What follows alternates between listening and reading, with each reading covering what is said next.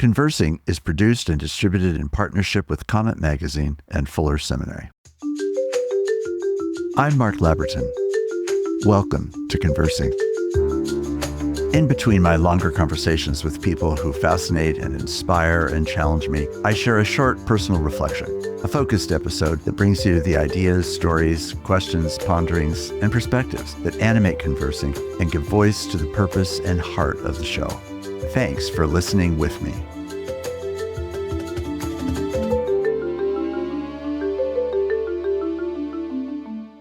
I can't tell you how amazing it is to preach in a glass-walled sanctuary where you can just see everything outside it and everything inside it could be seen by those outside it.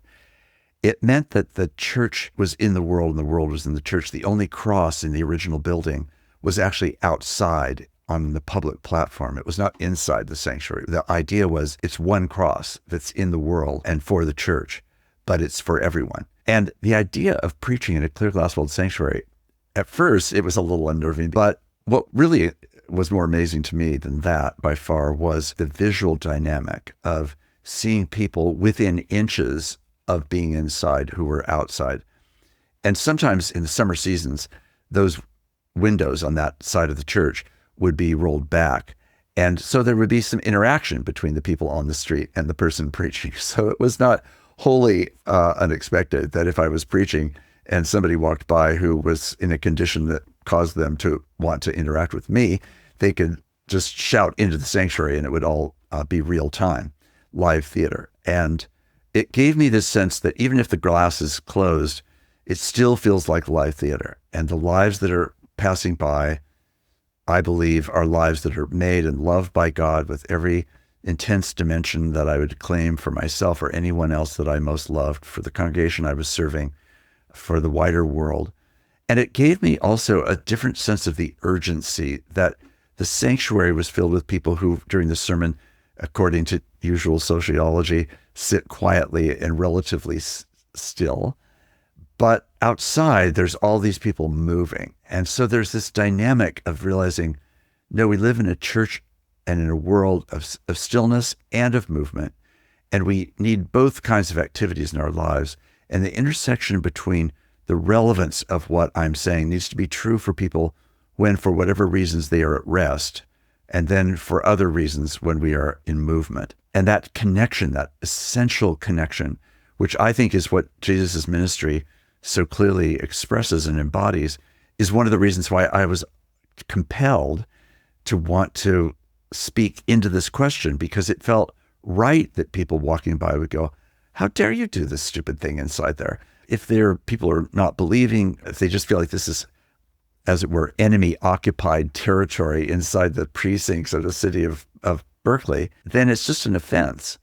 If they're disappointed, they're angry at the church, our church or some other church or the church. It was immaterial. It was all still living in real time. And probably behind a lot of their objections and the offense that they take were probably some very specific reasons, which I wanted to know, I wanted to understand, I wanted to listen to, I wanted to internalize, I wanted to feel like what I was doing in the sanctuary would land as much with realistic speech and tone and assumption in the streets of Berkeley as it would land inside the sanctuary. And it was a good way to hold my feet to the fire. Would I say this if I was standing exposed, as it were, on the street outside? Or would I only say this inside the closed walls of, yes, a clear glass-walled church? So it became a metaphor, a reality, a vivid visual play that was part of every Sunday. And frankly, it was one of the most unspoken of but prominent features for me as a preacher in that context. So one of the things about a clear glass-walled church is its utter transparency. And that was its own major challenge then.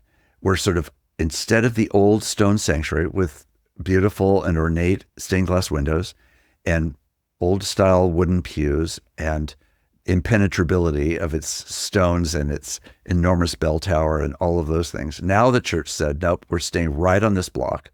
We're not going to move to someplace with less violence.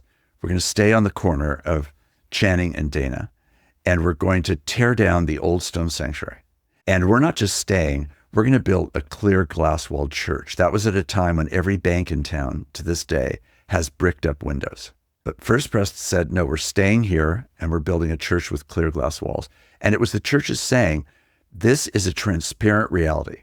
We are not doing something here which does not belong in the world. And we're not thinking the world doesn't belong here. We're acknowledging that in this, yes, sacred space, there is a transparency. So part of the challenge was, gosh, you guys, I'm saying to the church inside, are we really paying attention to the meaning of what we're doing here is? Are we really understanding how much of a peculiar reality this is that we're trying to lift up, to name, to celebrate a baptism in public space where anybody walking by could see this important sacrament occurring, or on days when we were celebrating the Lord's Supper and you would lift up the cup and the bread and you would say, this is the body of Christ broken for you. You're thinking, I'm saying these words in a world that is surrounded by people who not only don't believe any of that, but consider it a major offense against their own sensibility about what is most true. Whereas in this context, transparently, we are saying, right in the same world that you're in, we're in, the same kind of tyranny against faith exists inside us, but also around us. And now we're together going to share in the celebration of the Lord's table. Come, all you who are hungry, eat and drink of this body and this bread. We're doing that in public view. Let's be understandably self-conscious, because this is actually making a claim on not just us on the inside of the glass, but by the world that we see just outside it, whether recognized, rejected, or whatever it might be. And then how do we actually live that in a way that's going to be humble, not arrogant, not presumptuous, not full of pride, not insider, outsider, not us versus them, but orienting ourselves toward we are the us. And some have chosen today to be inside the glass and some have not. But the gospel is for all of us. And that expansiveness is part of what authenticates the real gospel.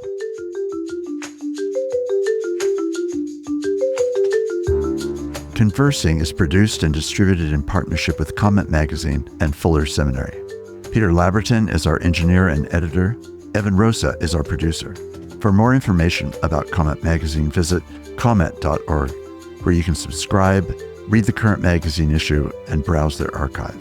Fuller Seminary is an evangelical, multi-denominational graduate institution committed to providing indispensable formational education for diverse Christian leaders everywhere. For information, visit fuller.edu. I'm your host, Mark Labberton. Thanks for listening with me.